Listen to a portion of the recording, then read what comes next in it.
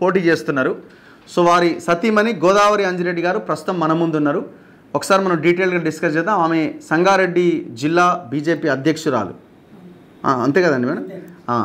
బీజేపీలో కీలక నాయకుడిగా ఆమె వ్యవహరిస్తున్నారు. సో ఒకసారి మాట్లాడదాం. మరి వాళ్ళ హస్బెండ్ గెలుపు కోసం ఆమె ఎంత ప్రయత్నం చేస్తున్నారు, ఏం చేస్తున్నారు అనేది. ఈ మైక్ ఒకసారి పెట్టండి. యా, ఎట్లా నడుస్తుంది మేడం ప్రచారం? కొంచెం దగ్గర రండి. ప్రచారం జోరుగా నడుస్తుందండి. ప్రచారంలో ఎట్లాంటి లోటు లేకుండా ఈరోజు ప్రచారం అనేది ఈ జరుగుతున్నటువంటి 4 ఉమ్మడి జిల్లాలలో జోరుగా జరుగుతుంది. గెలుపు ఖాయమైపోయింది అనేది. ఓకే, మీరు సార్ వస్తారేమో అనుకున్నారు.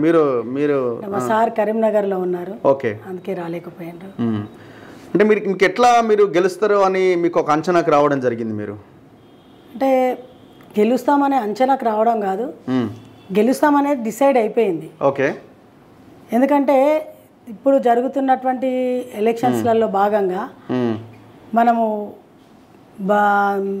పలు రాష్ట్రాలలో హర్యానా కానీ మహారాష్ట్ర కానీ ఢిల్లీలో కానీ జరుగుతున్నటువంటి ఎలక్షన్స్లలో ప్రజలు ఏ విధంగా బుద్ధి చెప్పిరో మనం చూస్తూ ఉన్నాం. ఓకే, ఈరోజు భారతదేశంలో కానీ తెలంగాణ రాష్ట్రంలో కానీ ఏది ఉండాలి, ఎవరు ఉండాలి అనేది ఓటర్ మహాశయులు నిశ్చయించుకున్నారు.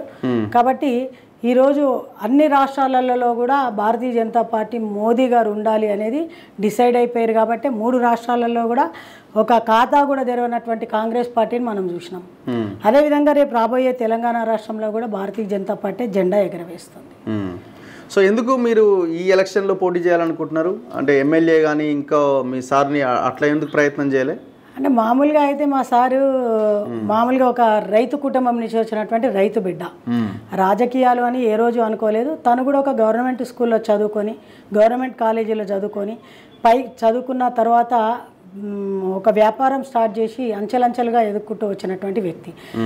తను విద్యాభ్యాసం చేస్తున్నప్పుడే ఎన్ని ఇబ్బందులు పడ్డామో, గవర్నమెంట్ స్కూళ్ళల్లో చదువుకొని, కాలేజెస్లలో చదువుకొని ఎన్ని ఇబ్బందులు పడ్డామో తెలుసు. కాబట్టి ఆ యొక్క మధ్యతరగతి విద్యార్థులకి, గవర్నమెంట్ స్కూల్ విద్యార్థులకు, కాలేజీ విద్యార్థులకు అండగా ఉండాలనే ఒక ఆలోచనతోటే తను సంపాదించుకున్న డబ్బులో నుంచి 10 సంపాదిస్తే 2-3 రూపాయలైనా మనం వాళ్ళకి ఖర్చు పెట్టాలనే ఒక ఆలోచనతోటే ఎస్ఆర్ ట్రస్ట్ అని స్థాపించడం జరిగింది గత 22-23 సంవత్సరాల కిందటనే. ఓకే, ఆ విధంగా సామాజిక సేవలో ముందుంటూ గత 2013లోనే మెదక్లో సామాజిక సేవలో ముందున్నటువంటి వ్యక్తి ఎవరు అంటే ఎస్ఆర్ ట్రస్ట్ అంజిరెడ్డి గారని తెలుసుకొని, మరి ఆయన చేస్తున్నటువంటి సేవలో భాగంగానే ఎంతోమంది స్టూడెంట్స్ చదువుకొని యుఎస్లో సెటిల్ అయినటువంటి విద్యార్థులు పిలిచి అక్కడ యుఎస్లో తానా మహాసభలలో సన్మానం చేసినటువంటి ఘనత అంజిరెడ్డి గారికి దక్కింది. కాబట్టి తను రాజకీయాలకు రావాలనుకోకముందే ఒక ట్రస్ట్ ద్వారా సామాజిక సేవలలో ప్రజల మధ్యలో ఉన్నారు. కానీ ఈరోజు చూస్తున్నటువంటి రాజకీయాలు తెలంగాణ రాష్ట్రంలో కానీ ఎక్కడైనా ఉన్నటువంటి రాజకీయాలను చూస్తుంటే ఒక ప్లాట్ఫామ్ అనేది ఉంటే చాలామందికి మనం మేలు చేయగలుగుతాం కదా అని చెప్పి అక్కడ ఉన్నటువంటి ప్రజల కోరిక మేరకు తన రాజకీయాలకు రావడం జరిగింది. ఇప్పుడు అనుకోకుండా గ్రాడ్యుయేట్ ఎమ్మెల్సీ అభ్యర్థిగా మరి నరేంద్ర మోదీ గారు బలపరిచినటువంటి అభ్యర్థి అంజిరెడ్డి గారు. మరి ఎందుకు అంజిరెడ్డి గారినే సెలెక్ట్ చేసుకున్నారు అని అంటే, తను గ్రాడ్యుయేట్ ఎలక్షన్స్కి నిలబడతామని కూడా అనుకోలేదు. కానీ మరి అదృష్టము ఈ విధంగా వచ్చిందేమో అని అనుకుంటే, ఎందుకంటే 25 సంవత్సరాల నుండే తను స్టూడెంట్స్ పక్షాన మెయిన్గా చదువుకు విలువనిస్తారు. చదువుకున్నటువంటి ఒక కుటుంబంలో ఒక వ్యక్తి కనుక మంచి చదువులు చదువుకుంటే ఆ కుటుంబానికి ఒక ఆధారం అవుతుందనే ఆలోచనతోటే గత 20 సంవత్సరాల నుంచి ప్రతి గవర్నమెంట్ స్కూల్, గవర్నమెంట్ కాలేజెస్లలో కూడా అండగా ఉండి స్కాలర్షిప్లు కానీ, కెరియర్ గైడ్స్ కానీ, నోట్బుక్స్ కానీ, వాళ్ళకి ఫర్నిచర్ కానీ, ల్యాబ్ ఎక్విప్మెంట్ కానీ, టాయిలెట్స్ కానీ, ఈ విధంగా అంటే ఒక్క స్టూడెంట్స్కే కాదు అక్కడ నుంచి స్థాపించినటువంటి ట్రస్ట్ ఈరోజు రైతులకు, యువతకు, విద్యార్థులకి అన్ని వర్గాల వారికి అండగా ఉన్నటువంటి వ్యక్తి అంజిరెడ్డి గారు. కాబట్టి మరి ఈరోజు ఈ విధంగా అవకాశం వచ్చిందేమని నేను అనుకుంటున్నాను. సో ఇప్పుడు మిగతా లీడర్లకి సపరేట్గా చూడొచ్చా? ఇప్పుడు పోటీ చేస్తున్న వాళ్ళకి మీ సార్కి అంటే పోటీ చేస్తున్న అంజిరెడ్డి గారికి ఇప్పుడు మీరు పోటీలో కాంగ్రెస్ ఉంది అండ్ ఇంకా ఒకరిద్దరు ఇండిపెండెంట్లు వాళ్ళు వీళ్ళు పోటీ చేస్తున్నారు. ఇండిపెండెంట్ అని మీరు అనుకుంటున్నారు. ఈరోజు ఎక్కడ చూసినా కాంగ్రెస్కి బీజేపీకి కాంగ్రెస్కి బీజేపీ వర్సెస్ కాంగ్రెసే ఉంటుంది. కానీ ఇప్పుడు మనం చూసుకుంటే 3 రాష్ట్రాలలో కానీ దేశంలో ఎక్కడైనా కూడా పట్టం కడుతుంది బీజేపీకి. ఈ తెలంగాణ రాష్ట్రంలో కూడా ఎట్టి పరిస్థితిలో కాంగ్రెస్కి బుద్ధి చెప్తారు అనేది కాంగ్రెస్ పార్టీకి తెలుసు. First of all Congress party నుంచి ఒక అభ్యర్థిగా నిలబెట్టడానికి వాళ్ళకి అభ్యర్థి దొరకలేడు. ఒక అద్దెకు తెచ్చుకున్నటువంటి అభ్యర్థిని నిలబెట్టి ఎక్కడున్నారు? అవును, అక్కడే ఉంటే ఇన్ని రోజులు ఒక బ్యానర్లు వేసినా ఓడింగ్స్ వేసినా కాంగ్రెస్ పార్టీ అని ఎందుకు వేసుకోలేడు? నేను ఇండిపెండెంట్ అని ఎందుకు వేసుకున్నాడు? నేను విద్యా సంస్థల నుంచి వస్తున్నానని ఎందుకు వేసుకున్నాడు? నిజంగానే కాంగ్రెస్ పార్టీ యువతకు కానీ అక్కడ ఉన్నటువంటి వాళ్ళకి కానీ మేలు చేస్తుందనే నమ్మకం నీకు లేకనే కదా నువ్వు ఓడింగ్స్ మీద కూడా పెట్టుకోలేకుంటువి. ఇప్పుడు ఎక్కడా దిక్కు లేక ఎక్కడా ఏది లేక నువ్వు విద్యా సంస్థలని చెప్పుకుంటుంటే అక్కడ ఉన్నటువంటి విద్యార్థులు కానీ తల్లిదండ్రులు కానీ పేరెంట్స్ కానీ వారిలో ఉన్నటువంటి వ్యతిరేకతతోటి నువ్వు గెలవని తెలిసి తాడో పేడో తేల్చుకోవాలి ఈరోజు కాంగ్రెస్ పార్టీలో నన్ను పోదాము అని చెప్పి నువ్వు బీఫామ్ తీసుకున్నావు. కానీ ఈరోజు అక్కడ మీకు అర్థమవుతుందో లేదో కానీ కాంగ్రెస్ పార్టీ కూడా ఏ టీం బి టీం అని పెట్టుకొని బి టీం అని పెట్టుకొని ఒక ఇండిపెండెంట్ వ్యక్తులు ఎవరో కాదు, కాంగ్రెస్ గంప కిందికి పోయే వ్యక్తులే. ఈరోజు కాంగ్రెస్ ఆడుతున్నటువంటి కుట్రలో కుతంత్రాలలో భాగంగానే ఆ ఒక్కరిద్దరు కూడా ఉన్నారు. అది ఓటర్స్ గమనిస్తున్నారు. ఈరోజు ప్రతి ఓటర్ కూడా గమనిస్తున్నారు. నిజంగా మేము ఈ ఒక వ్యక్తి చెప్పుకుంటాడు నేను విద్యా సంస్థలలో ఉన్నాను, విద్యార్థులే నాకు ఓటేస్తారంటే ఈరోజు విద్యార్థులే చీకొడుతున్నటువంటి పరిస్థితి మనం చూస్తున్నాం. ఎందుకని చాలా వేల మంది స్టూడెంట్స్ అందులో పేరెంట్స్ గ్రాడ్యుయేట్ చేసిన వాళ్ళు ఉంటారు, వాళ్ళందరూ మేము అదే స్కూల్లో చదువుతున్నామని ఓట్లు లేరా? ఎట్లా చేసిరండి? ఎట్లా గ్రాడ్యుయేట్లను చేసిరండి? ఎట్లా వాళ్ళకి ఆదుకున్నాడండి? వాళ్ళ తల్లిదండ్రుల రక్త మాంసాలతోటి ఈరోజు ఫీజు కట్టడానికి ఒక 500 లేవన్నా 1000 రూపాయలు లేవన్నా కూడా కనీసం కనకరించినటువంటి వ్యక్తి ఆల్ఫోర్స్ నరేందర్ రెడ్డి గారు కాంగ్రెస్. ఈరోజు వాళ్ళకు కడుపు మండదా? నేను చెప్పట్లేదండి, యూట్యూబ్లలో వస్తున్నాయి, పేరెంట్స్ ఇస్తున్నారు, స్టూడెంట్స్ ఇస్తున్నారు, అందరూ వాళ్ళే చెప్తున్నారు కదా, నేను చెప్పేది ఏమీ లేదు. ఈరోజు కనీసం కాంగ్రెస్ పార్టీలో కూడా క్యాడర్ తిరిగినటువంటి వ్యక్తులకి టీచర్స్ని భయపెట్టి టీచర్స్ని తిప్పుకుంటున్నటువంటి కాంగ్రెస్ పార్టీని మనం చూస్తున్నాం. వాళ్ళు వేయడానికి నువ్వు చదివించినప్పుడు వాళ్ళకి అండగా ఎక్కడున్నావు? ఒక స్టూడెంట్కి అండగా ఉన్నావు. ఒక మీ సార్ కానీ మీరు కానీ ఇప్పుడు లోకల్ కాదు, వీళ్ళు మెదక్ వీళ్ళది కరీంనగర్లో ఎక్కువ ఓట్లు ఉన్నాయి, కరీంనగర్లో వీళ్ళు లోకల్ కాదని కూడా ప్రచారం చేస్తున్నట్టున్నారు కదా. అంటే ఈరోజు నెగిటివ్ అవుతున్నదా? ఎందుకైతుందండి నెగిటివ్? ఈరోజు ఈ ఎలక్షన్ ఎవరిది? మేధావులది, విఘ్నులది, విద్యావంతులది. ఈ ఎలక్షన్ అనేదే ఈ కాన్స్టిట్యున్సీలకు సంబంధించినటువంటి వ్యక్తి. ఏ కాన్స్టిట్యున్సీకి ఒకరు లోకల్ ఉండరు, ఒకరు నాన్ లోకల్ ఉండరు. అది తెలివిలేక మాట్లాడుతున్నటువంటి వాళ్ళే గ్రహించాలి, ఆలోచించాలి. సరే అక్కడ వీళ్ళు లోకల్ కాకపోతే వాళ్ళు ఎక్కడ లోకల్లో చెప్పాలి? అది కాదు కదా. ఈ ఎలక్షనే ఉన్నటువంటి ఎలక్షన్ 4 ఉమ్మడి జిల్లాలలో జరుగుతున్నటువంటి ఎలక్షను. ఇది చదువుకున్నటువంటి విద్యావంతులు మేధావులు ఆలోచించి వేసేటువంటి ఓటు. సాధారణ ఓటర్సే ఇప్పుడు 3 రాష్ట్రాలలో బుద్ధి చెప్పిర్రంటే విఘ్నులు మేధావులు ఈరోజు ఎవరు కావాలని కోరుకుంటారో ఓటర్స్కి తెలియదా అండి? ఓటర్స్ గ్రహిస్తున్నారు కదా. అంటే ఓడిపోతామన్న భయంతో ఎవరు ఏం మాట్లాడుతారో తెలుస్తలేదనేది అర్థమైపోయింది. అక్కడ ఒకరు చెప్తారు నేను గ్రాడ్యుయేట్ గలాన్ అయ్యి వస్తున్నా అంటే ఇన్ని రోజులు ఆ గలం ఎక్కడ పోయిందండి? ఎక్కడ పోయింది? ఈరోజు కాంగ్రెస్ పార్టీ జీవో 29ని తీసుకొచ్చి మరి వాళ్ళకు అన్యాయం చేస్తున్నప్పుడు విద్యార్థులు రోడ్ల మీదకి వస్తే దొంగల్లాగా వాళ్ళని లాఠీ చార్జీలు చేసి జైల్లో పెట్టినప్పుడు ఈ క్యాండిడేట్లు ఎక్కడ పోయిరు? ఈ గలం ఎక్కడ పోయింది? ఆనాడు మా పార్టీయే కదండి. ఆనాడు మా పార్టీ బండి సంజయ్ అన్న ఒక కేంద్ర మంత్రి అయ్యుండి రావద్దన్నా కూడా నేను విద్యార్థుల పక్షాన ఉంటాను, ప్రజల పక్షాన ఉంటానని వచ్చి జైల్లోకి వెళ్ళినటువంటి వ్యక్తి భారతీయ జనతా పార్టీ నాయకులు. భారతీయ జనతా పార్టీ కార్యకర్తలు రోడ్లు ఎక్కిర్రు, లాఠీ దెబ్బలు తిన్నారు. అన్నిటికీ సిద్ధమై ఉన్నది భారతీయ జనతా పార్టీ గారా?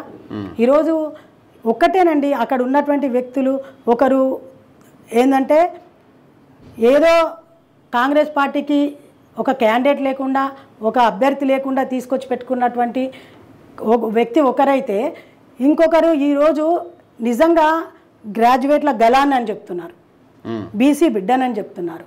మరి ఒకటే చెప్పాలి, బీసీ బిడ్డలకు న్యాయం చేస్తున్నావా? గ్రాడ్యుయేట్లకు న్యాయం చేస్తున్నావా? ఈరోజు బీఫామ్ లేకపోతే నీ సీరియల్ నెంబర్ ఎక్కడికో వెళ్ళిపోతుందని మరి బహుజన్ సమాజ్ పార్టీ నుంచి బీఫామ్ తీసుకొచ్చుకున్నావు. తీసుకొచ్చుకున్న తర్వాత ఎక్కడనన్నా ఆ పార్టీలో ఉన్నటువంటి నాయకుల బొమ్మ వేసినవా, లేకుంటే వాళ్ళ పేరు వాడుతున్నావా? అంటే స్ట్రాటజీ ఏంటంటే, అంటే ఈరోజు ఎస్సీ బిడ్డలను మోసం చేస్తలేరా? ఎస్సీ బిడ్డలు గమనిస్తలేరా?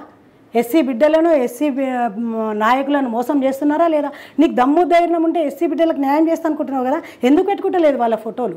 వాళ్ళ బీఫామ్ మీద వచ్చి నీకు ఎందుకంత భయం లేదు? బీసీ బిడ్డలను అంటావు, బీసీ బిడ్డను అంటావు, బీసీ బిడ్డగా వస్తుందంటావు. బీసీ బిడ్డగా ఆ రోజు 29 జీవో గురించి నువ్వు ఎక్కడ మాట్లాడినావు, ఎక్కడ గలమెత్తినావు? బీసీ బిడ్డల గురించి ఎక్కడ? కాంగ్రెసా ఇండిపెండెంటా? మాకు పోటీ అనేది ఎక్కడైనా నేను ఇంతకు ముందు కూడా చెప్పిన, బీజేపీ వర్సెస్ కాంగ్రెసే ఉంటుంది. కానీ ఇక్కడికి వచ్చేసరికి తెలంగాణ రాష్ట్రంలో కాంగ్రెస్ పార్టీ ఏ గ్రూప్ బి గ్రూప్ అని ప్రజలను మోసం చేస్తూ ఎవరికి వాళ్ళు వాళ్ళకి వత్తాసు పలుకుతున్నారో, ఎవరు వాళ్ళ క్యాండిడేటో వాళ్ళే తెలుసుకోలేనటువంటి పరిస్థితిలో వాళ్ళు ఉన్నారు. కానీ ఈరోజు అంజిరెడ్డి గారు నికాసుగా కేంద్ర మంత్రి, మన దేశ ప్రధాని నరేంద్ర మోదీ గారు బలపరిచినటువంటి అభ్యర్థి భారతీయ జనతా పార్టీ అభ్యర్థి. ఈ రోజు అందులో సందేహం లేదు. నేను ఎక్కడో చూసా, ప్రతి 50 మందికి ఒక ఎమ్మెల్యేనేమో పెడుతున్నారట కాంగ్రెస్. ఎవరని? ఇదే నరేందర్ రెడ్డి గెలుపు కోసం కాంగ్రెస్ వాళ్ళు నిన్న ముఖ్యమంత్రి రివ్యూ చేసినారు. అవునండి. మరి ఈ రకంగా చేస్తే మీకు ఇప్పుడు వాళ్ళు అధికారంలో ఉన్నారు కదా, స్టేట్లో అధికారంలో ఉండి ఏ మురుగ పెట్టిరండి? ఎవరికి ఏం చేసిరు? ఎవరికి ఏం న్యాయం చేసిరు? ఇచ్చిన గ్యారంటీలు ఎక్కడ తుంగలో దొక్కిరు? మహిళలను ఎక్కడ మోసం చేసిరు? మహిళలకు ఇచ్చినటువంటి వాగ్దానాలు ఎక్కడ పోయినాయి? అదేవిధంగా ఈరోజు బీసీ బిడ్డలకు అని కుల వర్గీకరణ అని చేసిరు కదా, దానివల్ల బీసీ బిడ్డలకు ఏం న్యాయం జరుగుతుందో ఒక తెల్ల పేపర్ మీద రాసి విడుదల చేయండి మీరు.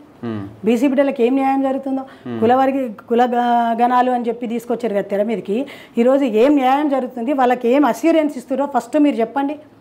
సో మీరు ఎంత ముందంజలో ఉన్నారు ప్రచారంలో? మీరు ముందున్నారా, వాళ్ళు ముందున్నారా? నేను ఇప్పుడు మీరే అన్నారు, తెలంగాణ రాష్ట్రంలో అధికారంలో ఏ పార్టీ ఉందండి?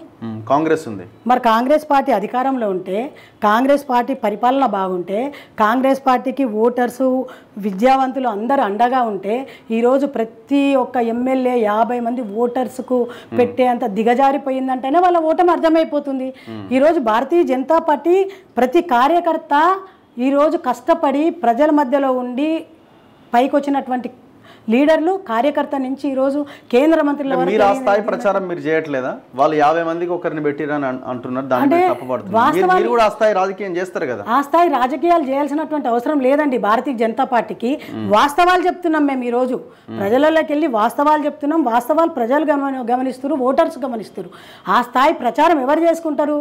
వారికి నమ్మకం లేని వాళ్ళు ఈరోజు ప్రచారం చేసుకోవాల్సినటువంటి అవసరం వస్తుంది.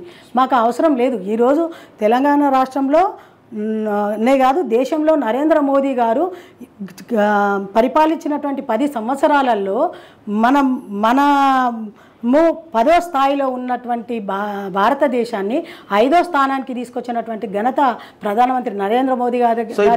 ఫస్ట్ ప్రియారిటీలో మీరు గెలుస్తారా? సెకండ్ ప్రియారిటీ వరకు అవసరమే లేదండి. ఫస్ట్ ప్రియారిటీ అనేది, గెలుపు అనేది కూడా ఖాయమైపోయింది. కానీ మెజార్టీ కోసం ఈరోజు అంజిరెడ్డి గారు అనేది రాజకీయాల కోసం రాజకీయాలకు రాలేదు. నేను మళ్ళీ చెప్తున్నా, గత 25 సంవత్సరాల నుండి ఒక స్టూడెంట్స్కి అండగా ఉండడానికే ఈరోజు బయటకు వచ్చారు. నేను ఇప్పుడు వరకు చెప్పినటువంటి కాలేజెస్లో మీరు చూడండి, గత 20 సంవత్సరాల నుంచి ఏ ప్రభుత్వాలు ఉండి కూడా ఒక స్టూడెంట్స్కి అండగా ఉన్నటువంటి వాళ్ళు లేరు. అప్పటి నుంచే నోట్బుక్స్ కానీ, కెరియర్ గైడ్స్ కానీ, ఫర్నిచర్ కానీ, టాయిలెట్స్ కానీ, ఎక్విప్మెంట్ కానీ. మొన్న లాస్ట్ ఇయర్ పటాన్చేరులో కాలేజీ మూతబడుతుంది, వాళ్ళ బతుకు నాశనం అవుతుంది అంటే 50 లక్షల రూపాయలు పెట్టి ల్యాబ్ ఎక్విప్మెంట్ ఇప్పించినటువంటి ఘనత అంజిరెడ్డి గారు. ఇలా చూసుకుంటూ పోతే ఒక వర్గానికి కాదు, గతంలో 2018లో రైతులు వడగండ్ల వానబడి రైతులు నష్టపోతే ఎక్కడ పండుకున్నాయండి ప్రభుత్వాలు? ఆ రోజు 40 లక్షల రూపాయలు ఒకటే రోజు అంజిరెడ్డి గారు రైతులకు ఇచ్చినటువంటి ఘనత అంజిరెడ్డి గారిది. కరోనాలో వీళ్ళందరూ ఎక్కడ పోయారండి? కరోనాలో తన వ్యక్తిగతంగా 80 లక్షల రూపాయలు శానిటైజర్ కానీ, అదేవిధంగా కిట్లు కానీ చేస్తే పార్టీలకు అతీతంగా, ఈరోజు పార్టీలకు అతీతంగా బీఆర్ఎస్ కానీ, కాంగ్రెస్ కానీ, ఎమ్మెల్యేలు, ఎంపీటీసీలు, జెడ్పీటీసీలు వచ్చి మనం ఇస్తున్నటువంటి కిట్లను కూడా అందించినటువంటి వ్యక్తులు. Right. Anyway, thank you very much and all the best అండి. చూద్దాం రిజల్ట్. 27th పోలింగ్ ఇంకొక 5 రోజులు ఉన్నట్టున్నది. పైసలు కూడా రెడీ చేసుకున్నారా? మరి లాస్ట్ పోల్ మేనేజ్మెంట్ ఉంటుంది కదా. మాకు పైసలు అవసరం లేదు. ఓటుకి 500, 1000, 2000 కదా. నేను ఇప్పుడు మళ్ళీ చెప్తున్నాండి, ఇప్పుడు జరుగుతున్నటువంటి ఎలక్షను మేధావులు విఘ్నులు చదువుకున్నటువంటి వాళ్ళు ఎవరన్నా ఇస్తే నేనేమంటున్నాండి, ఎవరన్నా ఇస్తే తీసుకుంటారేమో కాక తీసుకుంటారని నేను వాళ్ళని తీసుకుంటారు అని చెప్పి నేను వాళ్ళని కించపరచుకోదలుచుకోలేదు నేను. ఎందుకంటే విఘ్నులు మేధావులు వాళ్ళు తీసుకుంటారు అని అనుకోవట్లేదు. వాళ్ళందరూ కూడా భారతదేశంలో ఈసారి తెలంగాణ రాష్ట్రంలో కూడా న్యాయం జరగాలి. ఈరోజు గ్రాడ్యుయేట్కి ప్రశ్నించే గొంతు కావాలి, అడ్వకేట్స్కి ప్రశ్నించే గొంతు కావాలి, టీచర్స్ ద్వారా ప్రశ్నించే గొంతు కావాలి, ఫీజు రియంబర్మెంట్ మీద ప్రశ్నించే గొంతు కావాలి. ఇవన్నీ కావాలి అంటే అది భారతీయ జనతా పార్టీతోటే సాధ్యమవుతుంది అని చెప్పి ఈరోజు ఓటర్స్ అందరూ కూడా నిశ్చయించుకున్నారు. ఎవరు ఏమి ఇచ్చినా ఓటు బీజేపీకి నరేంద్ర మోదీ గారికి వేయడానికి సిద్ధంగా ఉన్నారు. మా గెలుపు ఖాయమైపోయింది. 27వ తారీఖు రోజు మీరు మళ్ళీ చెప్తారు, నేను మళ్ళీ చూస్తాను. Anyway thank you very much అండి. Thank you very much and all the best. Thank you అండి.